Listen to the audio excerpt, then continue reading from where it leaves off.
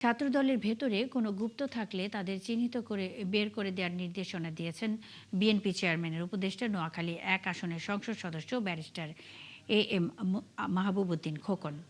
শুক্রবার নোয়াখালী জেলা ছাত্রদলের নতুন কমিটির সম্বর্ধনা সভায় প্রধান অতিথি হিসেবে এমন নির্দেশনা দেন তিনি। এ সময় আরও বলেন, একটি দল বিগত সময়ে ছাত্রলীগের ভেতরে প্রবেশ করে আরাম-আয়েশে দিন কাটানোর পর তারা বলে এখন ছাত্র শিবির।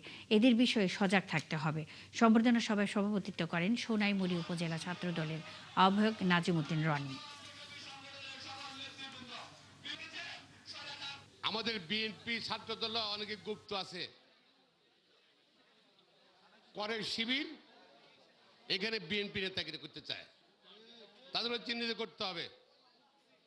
এবং কত নির্বাচনে তারা কিন্তু ভালোভাবে কাজ করে নাই, দলের পক্ষে ধানের শীষের পক্ষে কাজ করে নাই, তাদেরকেও কোনো পদে দেওয়া যাবে না। কারণ যে কোনো সময় যাদের এদের ইমান ঠিক নাই, যে কোনো সময় আবার দল থেকে পাল্টে দিতে পারে।